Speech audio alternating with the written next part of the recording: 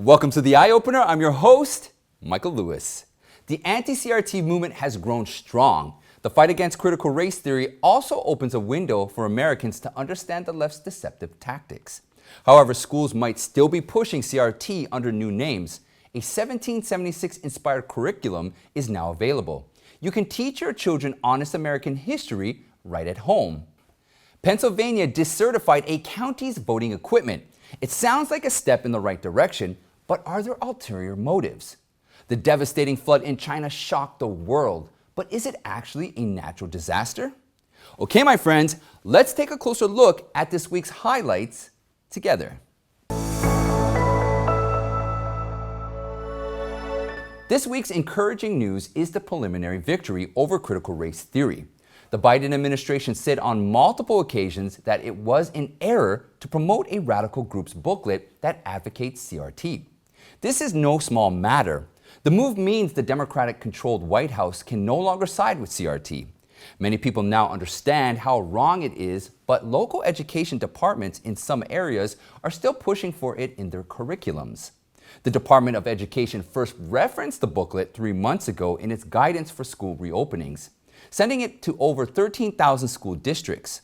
It coincided with many school boards pushing hard to implement CRT, and many parents were just learning about their children's school teaching. If there wasn't a massive grassroots effort to push it back, if there weren't that many parents and students coming out revealing the Marxist nature of CRT, if there wasn't a conservative movement banning its teacher in many states, the White House would allow the reference to stay. And new evidence suggests the booklet's recommendation may have been intentional, as the author, Abolitionist Teaching Network, has ties with the Department of Education. Cindy Martin assumed office as Deputy Education Secretary in May. Before joining the DOE, Martin was superintendent at San Diego Unified School District since 2013. And that school district paid the radical group's co-founder, Bettina Love, $11,000 to serve as keynote speaker in August last year. In September, Martin hosted Love at a training for principals and managers. At the training, Love claimed schools were anti-black and didn't see black people as humans. She also talked about schools spirit-murdering black students, although the booklet didn't provide any explanation for the term. The group's abolitionist teaching material doesn't use the phrase critical race theory. Rather, it talks about social and emotional learning, SEL.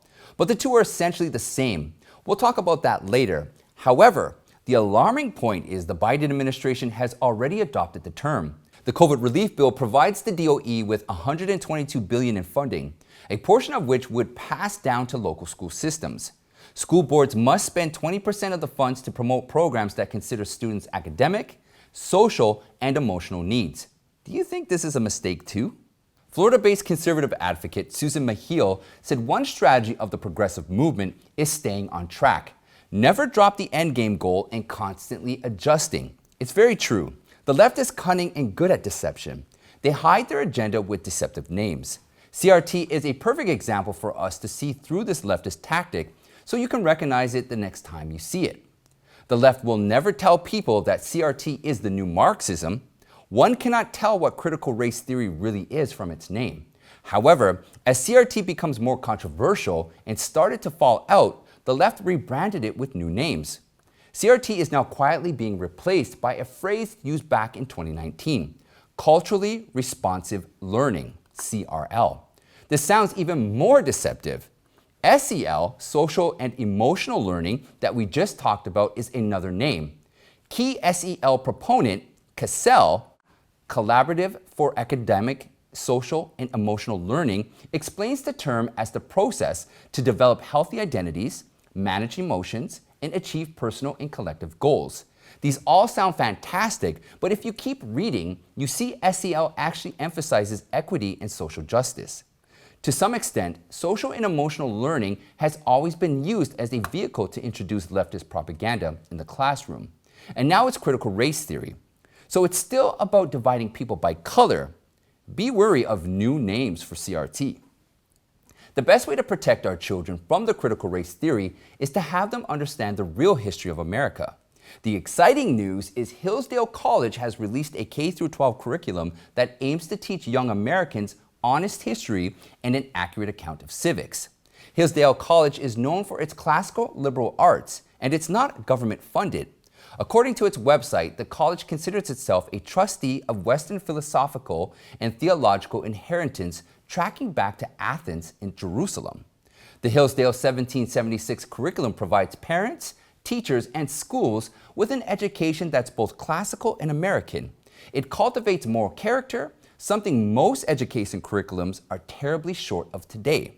The new curriculum also continues the mission of the 1776 Commission. The commission was tasked by President Trump to produce a report on America's founding principles. It also provided guidance on how the federal government could promote those principles in public education. Leaders at Hillsdale College held key positions on the 1776 Commission. Currently, more than 14,000 students are already enrolled in the 1776 curriculum, and the college has over 24 affiliate schools in more than 11 states. Everyone can download the curriculum for free. You can find the link in the description below. Even though the Biden administration has retracted its support of a CRT group, promoting equity is still a priority. Equity means treating certain groups of people better than other groups depending on an alleged level of oppression. You see, this is almost like critical group theory. While it appears to be fair, which is to force equal outcomes, the problem is equity dilutes an individual's merit. Now, because of this, a person's success will heavily depend on how much support he or she gets from society or from the government. How much do you like this idea? Isn't it the opposite of the American dream? Anyways, the Biden administration still believes in it. It has announced $3 billion in equity community grants as part of the COVID relief bill.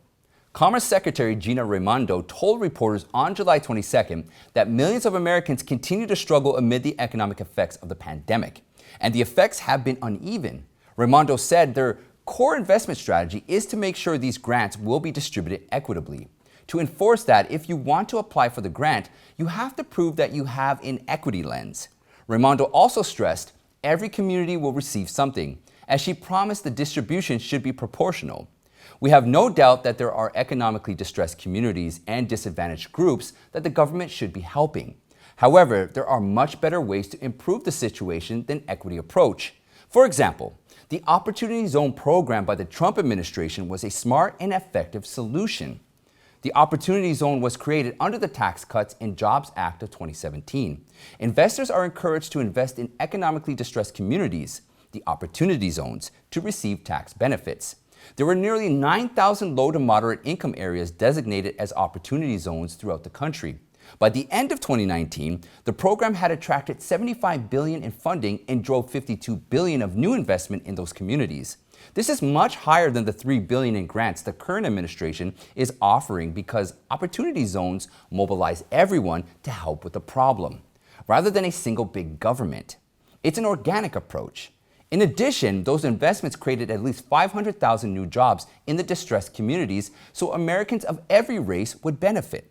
With this much capital raised and many jobs created, the impact was obvious. Of course, there were other factors and policies at play. Yet collectively, by September 2019, 5.2 million more Americans were hired and 4.5 million of them were people of color. Unemployment of blacks and Latinos fell to record lows. Providing people with opportunities to work is superior to handing out money. Incentivizing the country to build better communities is far more effective than one single government driving everything. Coming up, we have Democrats blocking a COVID bill, update on the Pennsylvania audit, and election probe in Texas, and massive flooding in China. But before we continue, I want to take a quick second to ask all my friends watching and the live chat family to please take a moment to hit that like button. Subscribe if you haven't already, but most importantly, share this video. I'm depending on you, my friends, and the power of word of mouth to spread the truth. Also, to support the Eye Opener team, please donate to the show or purchase a mug that matters.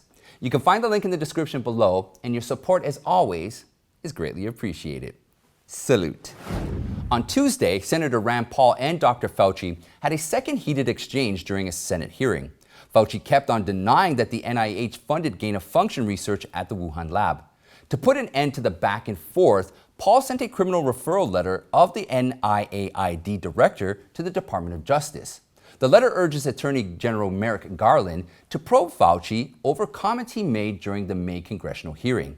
At the same time, the effort to declassify information on the origins of the pandemic had a setback on Tuesday. House Democrats blocked the bill that would require the Director of National Intelligence to release the information to the public. In May, the Senate unanimously passed the COVID-19 Origin Act. The measure is looking for potential links between the Wuhan Institute of Virology and the virus. The U.S. intelligence community may possess information and data that describe what role the WIV played in the outbreak. The text of the bill says identifying the origins of COVID-19 is crucial in preventing a similar pandemic.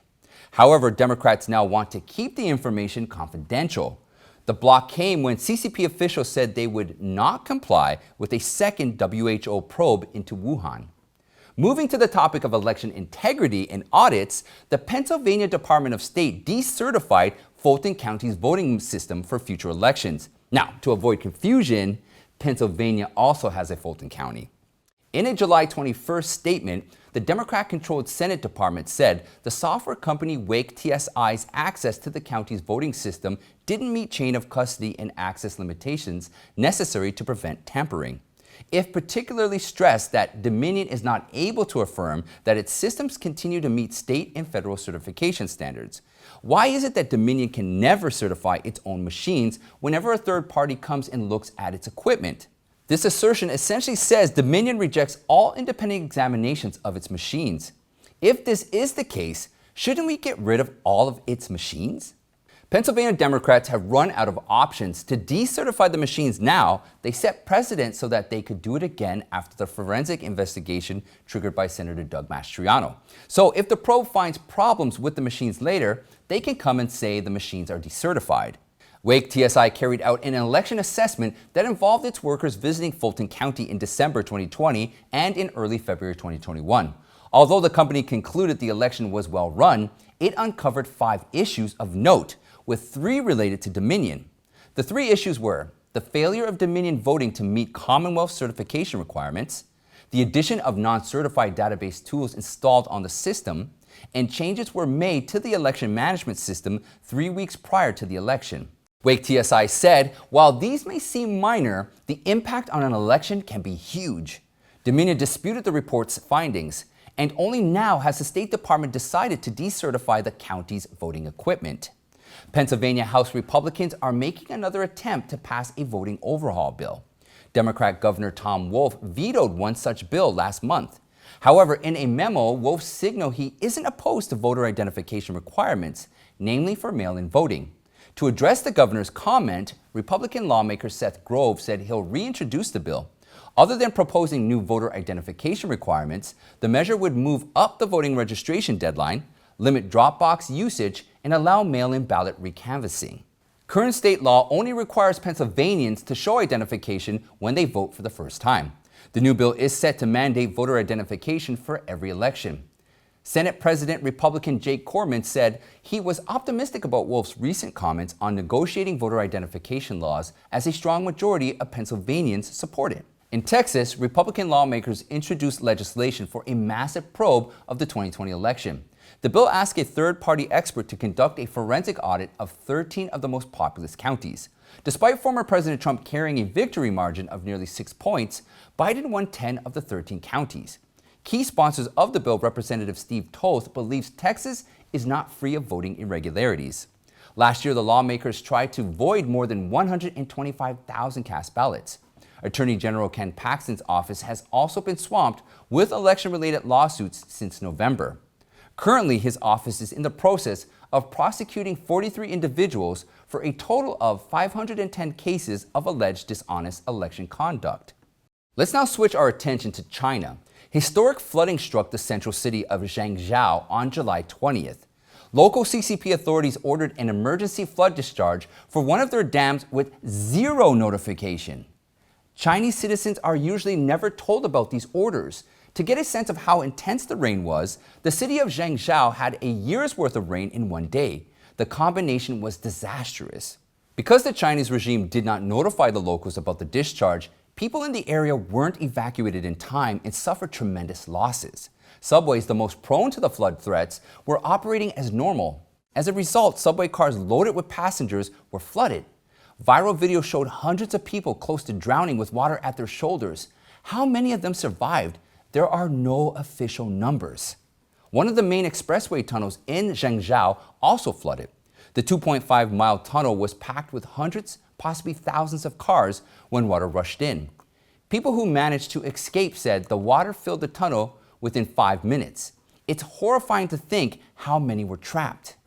In a rural area 50 miles away from the city, scenes were looking grave. Villages are completely flooded, only the roofs could be seen. If you're wondering what happened to the people, there are no reports. We wanted to talk about this story because you'd be surprised to know many people living in China don't even know about it. Any news of catastrophes with a large number of casualties is censored in the communist country. People are learning about it mostly from social media and a small number of overseas Chinese outlets outside the CCP's control.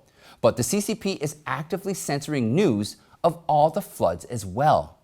And that's it for today, my friends.